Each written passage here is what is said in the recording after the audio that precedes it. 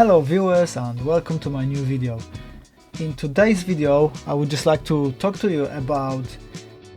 like a relatively new phenomenon on the more kind of maybe DIY scene, or maybe like bands that kind of do their own touring, and specifically I'm going to be talking about bands that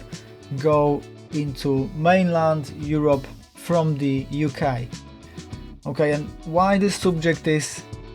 particularly interesting at the moment is because of Brexit and the impact that Brexit has had or is having on especially independent artists, DIY musicians, and anybody who wants to go on tour from the UK to mainland Europe. That's because the law has changed. In the past it used to be very easy. When the UK was part of the EU, effectively you could just drive, you didn't have to declare anything, take anything through customs, and it was relatively easy to just kind of hop into your car or your van or whatever, drive with your instruments, play some gigs, and then come back to the UK, and that was all fine. A lot of that has changed. If you really want me to, I can research it properly and I can actually do another video on what these new legislative issues are, but I don't have that exact knowledge and exact detail right now, but like I said, I can research it and make another full video on that if you would like me to, so in which case please tell me in the comments. However, what I do know is that at the moment going on tour from the UK into the EU is basically considered as working, which may complicate things because you may actually need to apply for a working visa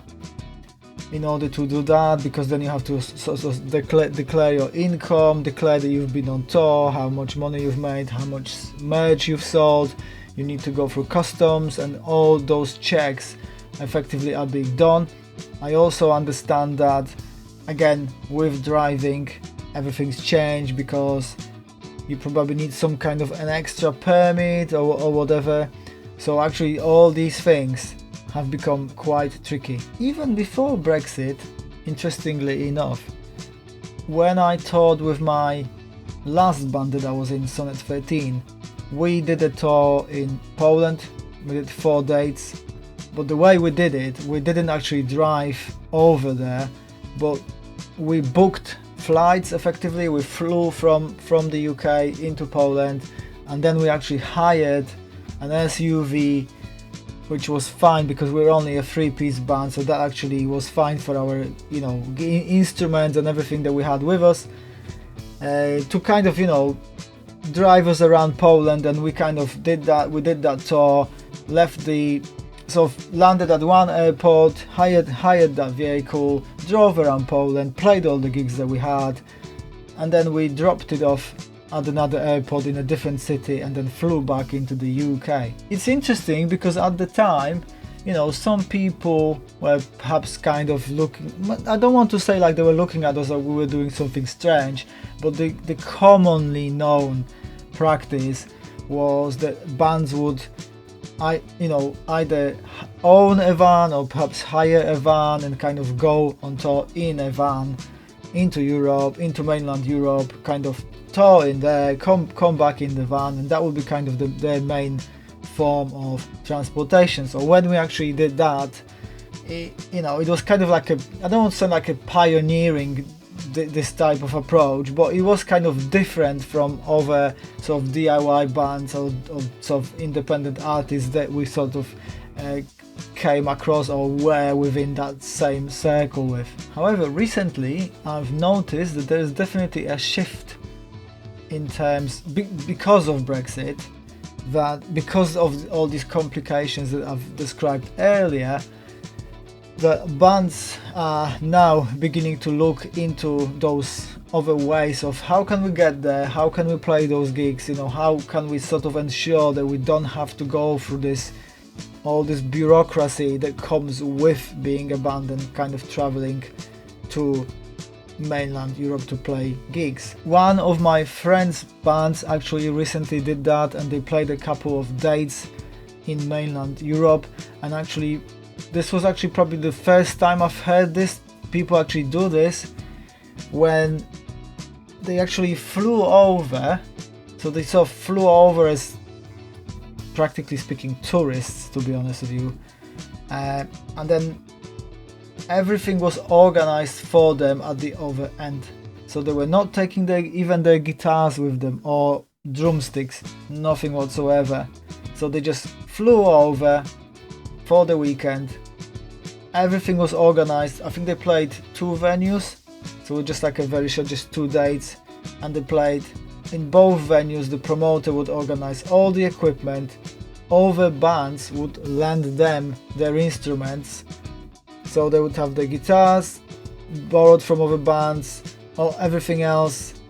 all the even the breakables for the drums,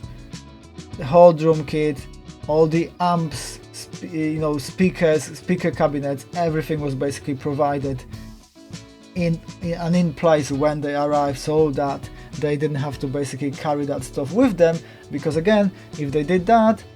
that could be seen as, you know, the questions could be asked, for example, well, by sort of the border force, well, where are you going, why are you carrying this guitar with you, whatever, you know, you all look like a band, you have these instruments. So again, bands are coming up with this sort of new inventive ways of still being able to play over in mainland Europe when they travel from the UK, to sort of resolve this. And you know what, by the way, this works the other way around as well, because you know the whole Brexit, unfortunately, like I said, has caused a lot of issues. So again, if anybody is kind of coming over from mainland Europe, the EU area effectively, into the UK, unfortunately the same issues exist the other way around as well. So if you are one of the people who might be considering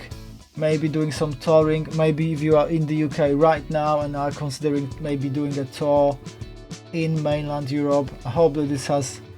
given you some food for thought and, you know, some ideas. And again, if you have any questions or would like to find out more, leave me a comment and I will be, you know, I'll read them all and reply to everybody. And if you've had your own experiences in that, you know, subject, or you've done something different, also please share that with me and the community here, because that would be also helpful for everybody, kind of to sort of know what people are doing, and we can all bounce ideas off each other. So thanks for watching the video. Remember to subscribe to my channel and give this video a thumbs up, and I will see you in my next video.